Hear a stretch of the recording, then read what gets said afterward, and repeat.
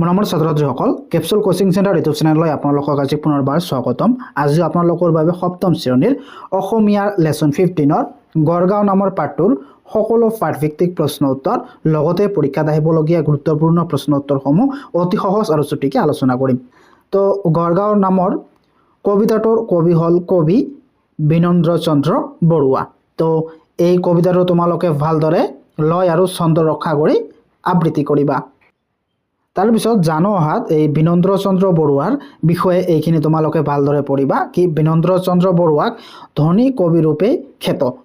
তাৰ পিছত পাঠভিত্তিক ক্ৰিয়াকলাপত 1 নম্বৰত কি কৈছে কবিতাটো শুদ্ধ উচ্চাৰণেৰে পঢ়া। তো ছাত্ৰ-ছাত্ৰীসকল এইটো একেবাৰে সহজ, তো তোমালোকে কবিতাটো শুদ্ধ উচ্চাৰণেৰে পঢ়িবা। তাৰ পিছত 2 নম্বৰত কি কৈছে ছন্দ লয় ৰক্ষা কৰি কবিতাটো আবৃত্তি কৰা। এইটো তোমালোকে ছন্দ লয় ৰক্ষা কৰি কবিতাটো আবৃত্তি কৰিব দিছে। তাৰ পিছত 3 নম্বৰত কি কৈছে তলৰ দফাটো শুদ্ধ উচ্চাৰণেৰে পঢ়া। তো ইয়াত কি এইখিনি তোমালোকক শুদ্ধ উচ্চাৰণেৰে পঢ়িব দিছে কি ধদৰ আলি। ধদৰ মানে কি এলেহুৱা লোকে নিৰ্মাণ কৰা আলি কি ধদৰ আলি বুলি কোৱা হয়। তো তোমালোকে জানিলা ধদৰ মানে কি এলেহুৱা। আহোম স্বৰ্গদেউ গদাধৰ সিংহৰ নিৰ্দেশত নিৰ্মিত এটা আলি। এই ধদৰ আলিটো আহোম স্বৰ্গদেউ গদাধৰ সিংহৰ নিৰ্দেশত আলিটো নিৰ্মাণ কৰিছিল। এই আলিটো বৰ্তমানেও আছে, আলিটো বৰ্তমানলৈকে আছে।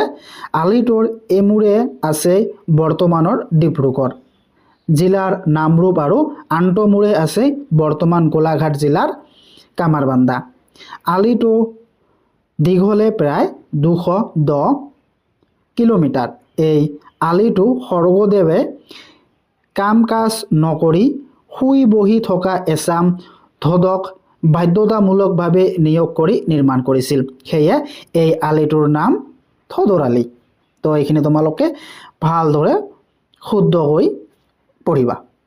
তাৰপিছত 4 নম্বৰত দিয়া আছে উত্তৰ দিয়া। ইয়াৰ ক নম্বৰ প্ৰশ্নত কি কৈছে গড়গাঁও কবিতাটো কোনে ৰচনা কৰিছে। তো তোমালোকে অলপ আগতে পঢ়ি আহিলা, তোমালোকে জানা গড়গাঁও কবিতাটো বিনন্দ্ৰ চন্দ্ৰ বৰুৱা দেৱে ৰচনা কৰিছে। বিনন্দ্ৰ চন্দ্ৰ বৰুৱা দেৱক কি বুলি কোৱা হয় ধনী কবি ৰূপে খ্যাত বিনন্দ্ৰ চন্দ্ৰ বৰুৱা।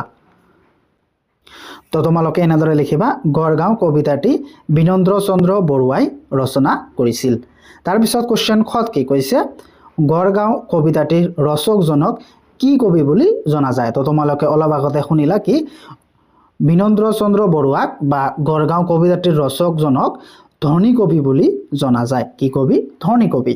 তাৰপিছত কোৱেশ্চন গত কি কৈছে মাৰনাও বুলিলে কি বুজা। তো ইয়াৰ উত্তৰত তোমালোকে লিখিবা মাৰনাও বুলিলে এখনৰ দাঁতিত আন এখন বান্ধি লোৱা জোৰ নাও। কি মাৰনাও মানে হৈছে এখনৰ দাঁতিত আন এখন নাও বান্ধি দিয়া জোৰ নাও, ইয়াকে মাৰনাও বুলি কোৱা হয়। তাৰপিছত কোৱেশ্চন ঘত কি কৈছে কবিতাটিত বৰ্ণনা কৰা মতে ৰজাৰ আদেশ হোৱা কেইটামান কামৰ উল্লেখ কৰা। তো ইয়াৰ উত্তৰত তোমালোকে লিখিবা বিলত নগৰ হয়, নগৰত নৈ বয়, ধদে ৰাজআলি বান্ধে, কাৰেঙৰ দেৱালত গাঠে আৰু বৰনাও মাৰে। এইকেইটা হ'ল ৰজাৰ আদেশ। তাৰপিছত কোৱেশ্চন উঙত কি কৈছে গড়গাঁৱৰ কথা শুনি তল যাওঁ বুলি কবিয়ে কিয় কৈছে। ইয়াৰ উত্তৰত তোমালোকে লিখিবা গড়গাঁৱৰ কথা শুনি তল যাওঁ বুলি সেইকাৰণে কৈছে সেইখন ওলট পালট দেশ, তাত বিভিন্ন ঘটনা ঘটে। তো তোমালোকে এইখিনি লিখিলে হ'ব সেইখন ওলট পালট দেশ, তাত বিভিন্ন ঘটনা ঘটে। তো তোমালোকে এইখিনি লিখিলে হৈ যাব। তাৰপিছত 5 নম্বৰত কি কৈছে চমু উত্তৰ দিয়া। ইয়াৰ কত কি কৈছে দিশৰ সোঁতত যোৱা ভটিয়নি বল পোৱা উভতিব খোজে মাৰনাও, মাৰনাও উভতিব খোজাৰ কাৰণ কি। তো ইয়াৰ উত্তৰত তোমালোকে লিখিবা কি মাৰনাও উভতিব খোজাৰ কাৰণ হ'ল গড়গাঁৱৰ সৌন্দৰ্য চাবৰ কাৰণে অধিক জোৰেৰে গৈ থকা মাৰনাওবোৰ উভতি আহিব খোজে। এইখিনি তোমালোকে লিখিবা কি মাৰনাও উভতিব খোজাৰ কাৰণ হ'ল গড়গাঁৱৰ সৌন্দৰ্য চাবৰ কাৰণে অধিক জোৰেৰে গৈ থকা মাৰনাওবোৰ উভতি আহিব খোজে। তাৰপিছত কোৱেশ্চন খত কি কৈছে ওলট পালট দেশ কথাৰে নহয় শেষ, কঠাৰীৰ ডাৱে তাৰ কাটে বুলি কবিয়ে কি বুজাব খুজিছে তো ইয়াৰ উত্তৰত তোমালোকে লিখিবা কি উক্ত কথাষাৰেৰে কবিয়ে বুজাব খুজিছে যে ওলট পালট দেশ বুলি কোৱাৰ কাৰণ হৈছে গড় গাঁৱত এটা নিৰ্দিষ্ট নিয়মেৰে কোনো বস্তু পৰিচালিত নহয় কটাৰীৰ ডাবে কটাটো যেনে সম্ভৱ তেনে ইয়াৰ সকলো মানুহৰ কাৰণে সকলো কাম কৰাটো সম্ভৱ আছিল তাৰপিছত কোৱেশ্চন গত কি কৈছে নাই দিন নাই ৰাতি নাই পানী নাই মাটি আদেশ মাথন হয় সাজ কবিতা ফাঁকিত থকা সাজ শব্দই কি বুজাইছে তো ইয়াৰ উত্তৰত লিখিবা কবিতাটিত থকা সাজ শব্দই সেইবিলাকক বুজাইছে কাৰেংঘৰ অন্যান্য ঘৰ দুৱাৰ ৰাজধানী সুৰক্ষিত কৰিবলৈ ৰাজধানীৰ চাৰিওফালে গড় সজা সাজ শব্দটোই এইবিলাক বুজাইছে তাৰপিছত ঘৰত কি কৈছে অহা যোৱা নাই তাত শেষ জনে জনে ভিন ভিন বেশ এই কথা পাকিৰ মাজেৰে কবিয়ে কি বুজাব বিচাৰিছে তো তোমালোকৰ বহিতো এইটো গ হৈ আছে তো এইটো বহিতো ভুল হৈ আছে এইটো খ হ'ব তাৰপিছত ইয়াৰ উত্তৰত তোমালোকে লিখিবা এই কথা পাকিৰ মাজেৰে কবিয়ে বুজাব বিচাৰিছে যে কৃতি কাহিনী আৰু মনোৰম ৰূপে দৃশ্য চাবলৈ নানা ধৰণৰ বেশ ভুখাৰে অনবৰত মানুহে তালৈ অহা যোৱা কৰি আছিল মানুহৰ হতৰ অন্ত নপৰিছিল তাৰপিছত 6 নম্বৰত কি কৈছে কবিতাটোৰ মূল কথাখিনি গদ্যত প্ৰকাশ কৰা তো তোমালোকে অলপ ছুটিকে লিখিলে হৈ যাব তো তোমালোকৰ বাবে একেবাৰে ছুটিকৈ আনিছো তোমালোকে এইখিনি লিখিলে হৈ যাব আৰু বেলেগ লিখিব নালাগে আহোম ৰাজ্যৰ কেইবাখনো ৰাজধানীৰ ভিতৰত গড়গাঁওখন আছিল অন্যতম স্বৰ্গদেউসকলে নিজৰ ৰাজ্যৰ এই ৰাজধানীখন বৰ আটম টকৰাকৈ সাজিছিল ৰজাৰ আদেশ তগৰ চহৰ গড় আদি নিৰ্মাণ কাৰ্যত মানুহবোৰ দিন ৰাতি অনবৰত ব্যস্ত হৈ থাকে লানি নিচিঙা বনুৱাই হাঁহ কণীৰ আঠাৰে ছটা ইটাৰে কাৰেংঘৰ আদি নিৰ্মাণ কৰি আছে মানুহবোৰ গাত অপাৰ শক্তি বডা নহলেও হাতেৰে নাও বাই অস্ত্ৰ নহলেও দাঁতেৰে অস্ত্ৰৰ কাম কৰে এইবিলাক কথা শুনি কবি গৌৰৱত আত্মহাৰা হৈ পৰে তো এইখিনি লিখিলে তোমালোকৰ হৈ যাব আৰু বেলেগ কিবা কিবি লিখিব নালাগে তলৰ দফাত থকা খালী ঠাই পূৰ কৰা তো ক আৰু খ দিছে ইয়াত তো এইবিলাকৰ খালী ঠাইবিলাক তোমালোকক পূৰ কৰিব দিছে তো তোমালোকৰ বাবে উত্তৰবিলাক লৈ আহিছোঁ তো তোমালোকে এনেদৰে খালী ঠাইবিলাকত পূৰ কৰিবা কি বিদেশীত চকু থিৰ তো খালী ঠাই তোমালোকে লিখিবা স্বদেশীৰ ওখ শিৰ তাৰপিছত দেশ মানুহৰ দেশ দেও লগা মানুহৰ দেশ তো এনেকৈ তোমালোকে খালী ঠাইবিলাক পূৰ কৰিবা তাৰপিছত উজুটিত ভাঙে দাঁত কোৰালত হৰে মাত তাৰপিছত কি কৈছে অহা যোৱা নাই দেশ শেষ তোমালোকে লিখিবা তাত শেষ অহা যোৱা নাই তাত শেষ তাৰপিছত জনে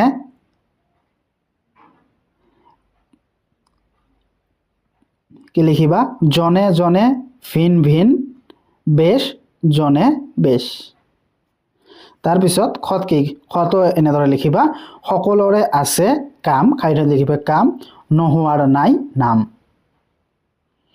তাৰপিছত কাপুৰুষে সদায় পায় লাজ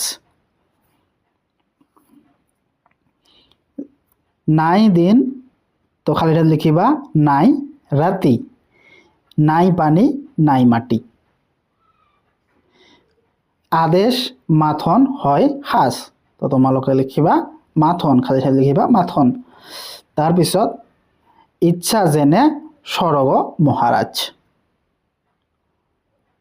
তাৰপিছত 8 নম্বৰত কি কৈছে পাঠৰ পৰা অন্তৰ্ধ্বনি মিল থকা শব্দবোৰ লিখা অন্তৰ্ধ্বনি মানে কি দেশ বেশ মানে লাষ্টত থকা শব্দৰ মিলবিলাক তো তোমালোকক লিখিব দিছে এটা উদাহৰণ দিছে কি দেশ বেশ তো তোমালোকে খালি ঠাইবিলাকত লিখিবা তো তোমালোকৰ বাবে লৈ আহি গড়গাঁও তল যাওঁ হালে হালে পানী খালে থিৰ শিৰ এইবিলাক হ'ল অন্তৰ্ধ্বনি মিল থকা শব্দ তাৰপিছত যোৱা পোৱা দেশ শেষ খাটে বাটে তাৰপিছত কাম নাম লাজ সাজ ৰাতি মাটি হয় বয় আলি লালি সকলোটি মাটি হাত দাঁত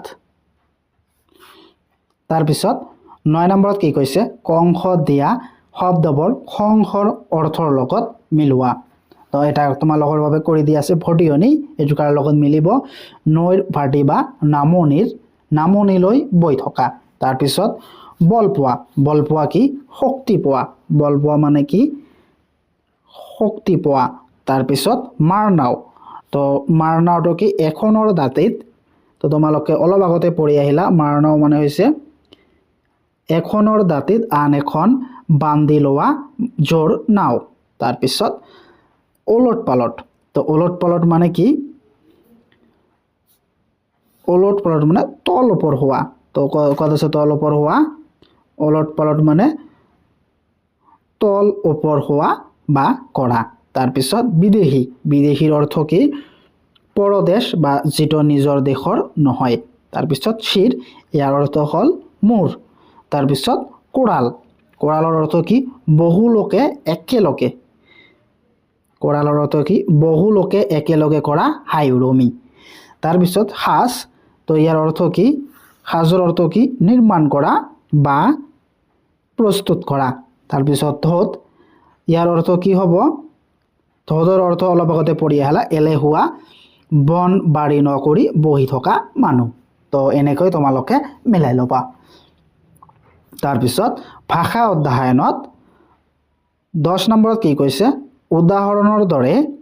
উদাহৰণটোৰ দৰে বিশেষ্যৰ পৰা বিশেষণ পদলৈ নিয়া তো উদাহৰণত দিছে বিদেশ বিদেশী তো এনেদৰে তোমালোকে স্বদেশ স্বদেশী এইদৰে এনেবিলাক শব্দ তোমালোকে লিখিবা তো তোমালোকৰ সুবিধাৰ বাবে উত্তৰবিলাক লৈ আহিছোঁ এইবিলাক হ'ল উত্তৰ স্বদেশ স্বদেশী দেশ দেশী পৰদেশ পৰদেশী সুখ সুখী কপা কপাহী তো তোমালোকে লাষ্টত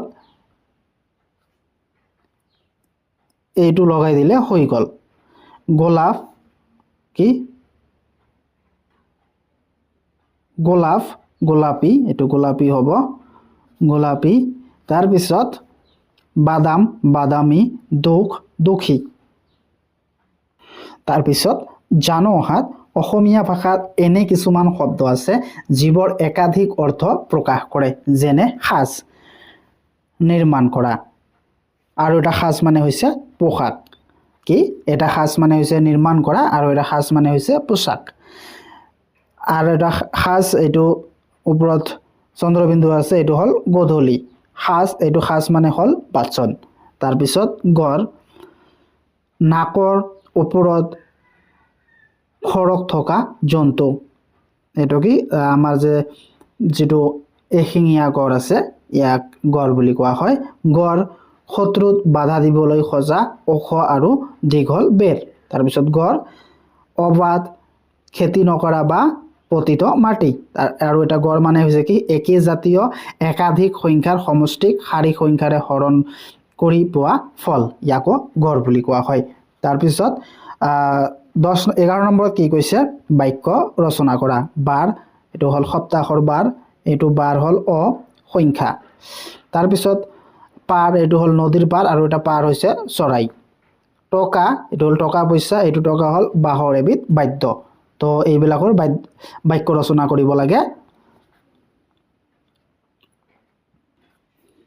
তো এটো বাৰ সপ্তাহৰ বাৰ এটোৰ বাক্য ৰচনা কৰিবা সপ্তাহৰ প্ৰতিটো বাৰৰ নাম বেলেগ বেলেগ আৰু এটা বাৰ এই সংখ্যা বাৰ 12 মাহে এবছৰ তাৰপিছত পাৰ এটো হল নদীৰ পাৰ পানীৰ ঢৌত নদীৰ পাৰ খহি যায় তাৰপিছত পাৰ এটো হল চৰাই পাৰ এবিধ পোহনীয়া চৰাই তাৰপিছত টকা পইচা থাকিলে মানুহ সুখী হ'ব নোৱাৰে তাৰপিছত টকা বাহৰ এবিধ বাদ্য বিহুত ঢোল পেপা টকা আদি বজায় তাৰপিছত জ্ঞান সম্প্ৰসাৰণত জনসাত দিছে গড়গাঁও। গড়গাঁও বৰ্তমান শিৱসাগৰ জিলাত অৱস্থিত। ইয়াত এই সময়ত আহোমসকলৰ ৰাজধানী আছিল। এতিয়াও তাত আহোম ৰাজপ্ৰসাদৰ ধ্বংসবিশেষ দেখিবলৈ পোৱা যায়। তাৰপিছত জনসা আৰু এটা জনসাত নাও শব্দৰ আগত আন শব্দ প্ৰয়োগ কৰি কিছুমান জুৰীয়া শব্দ গঠন কৰিব পাৰি। তলত তেনে কেইটামান জুৰীয়া শব্দ দিয়া হ'ল। তো কি মাৰ নাও, এখনৰ দাঁতিত আন এখন বান্ধি লোৱা বা জোৰ নাও। বৰ নাও, চৈ দিয়া ডাঙৰ নাও। খেল নাও, নাও খেল প্ৰতিযোগিতাত অংশগ্ৰহণ কৰিবলৈ বিশেষভাৱে নিৰ্মাণ ৰং বিৰঙৰ নাও। তাৰপিছত পাল নাও, বতাহত লাগি নাও চলিবৰ কাৰণে কাপৰ তৰি দিয়া নাও। তাৰপিছত হলং নাও, এডাল কাঠ খুলি সজা ডাঙৰ নাও। তাৰপিছত 12 নম্বৰত কি কৈছে, তলত আলোচনা কৰি কোৱা। কত কি কৈছে, জল পৰিবহনৰ ক্ষেত্ৰত নাৱে আমাক কেনেদৰে সহায় কৰে। তো তোমালোকে এইটো লিখিবা, এনেদৰে লিখিবা, জল পৰিবহনৰ ক্ষেত্ৰত নাৱে আমাক নদী ইপাৰৰ পৰা সিপাৰ লৈ যোৱাত সহায় কৰে, বস্তুবোৰ বেচা কিনাত সহায় কৰে। তাৰোপৰি বানপানীৰ সময়ত মানুহ, জন্তু, বস্তু আদি উদ্ধাৰ কাৰ্যত সহায়ক হয়। তাৰপিছত খত কি কৈছে, তলত দিয়া ছবিবোৰত কি কি দেখিছা। তো ইয়াত খত কি কৈছে, তলত দিয়া ছবিবোৰত কি কি দেখিছা। এইটো 4টা ছবি দিয়া আছে, ইয়াত কি কি দেখিছা তো তোমালোকক ক'ব লাগে। এইটো নদীৰ 1 নম্বৰটো নদীৰ ইপাৰৰ পৰা সিপাৰ লৈ গৈ আছে। কি প্ৰথম ছবিত নাৱৰীয়া এজনে 2জন মতা মানুহ আৰু 2গৰাকী মহিলাক এঠাইৰ পৰা আন ঠাইলৈ লৈ গৈ আছে। দ্বিতীয় ছবিত বানপানী হোৱাৰ ফলত ঘৰবাৰী সকলো ডুবি নষ্ট হোৱাৰ কাৰণে উদ্ধাৰ নাৱৰ যোগেদি পুৰুষ আৰু মহিলাসকলক বস্তাবনী লৈ বেলেগ এখন সুৰক্ষিত ঠাইলৈ যাবলৈ ওলাইছে। তাৰপিছত তৃতীয় ছবিত দেখা পাইছো যে কিছুমান পুৰুষসকলে জীৱ-জন্তুক লৈ বেপাৰ বাণিজ্য কৰিবলৈ এখন চহৰলৈ গৈ আছে। তাৰপিছত চতুৰ্থ ছবিত দেখিব পাইছো যে কিছুমান মাছমৰীয়াসকলে জালৰ সৈতে মাছ ধৰি আছে। তাৰপিছত 13 নম্বৰত কি কৈছে, তোমালোকৰ ওচৰে পাছৰে খাল, বিল, পুতি, পাহাৰ আদি মানুহে ঘৰ দুৱাৰ সজাৰ ফলত কি কি সুবিধা অসুবিধা হোৱা দেখিছা, দলত আলোচনা কৰি লিখা। তো তোমালোকে এইখিনি লিখিব পাৰা। মই পাঠত বৰষুণৰ সহায়ত অনেক দুস্থিতি উঠে। খাল, বিল, পুথি, ঘৰ দুৱাৰ সজাৰ ফলত বৰষুণৰ সময়ত ওখ ঠাইত পানী বৈ গৈ পৰিবলগীয়া ঠাই নোহোৱা হৈছে। ফলত কোনো পানী নুঠা ঠাইত ঘৰ দুৱাৰ আদি ৰাস্তা পদূলি কৃত্ৰিম বানত ডুবি যায়। থকা মেলা, খোৱা বোৱা আৰু যাতায়াতত হঠাতেই মানুহৰ নগুৰ নাগৰি হৈ পৰে। পাহাৰবোৰ কটাৰ ফলত ভূমিস্খলন হৈ তলৰ থকা ঘৰ দুৱাৰ পুতি পেলাই মানুহৰ মৃত্যু ঘটায়। তাৰোপৰি গৰমৰ প্ৰকোপ বাঢ়ে, বৰষুণৰ পৰিমাণ সেই অঞ্চলত কমি যায়।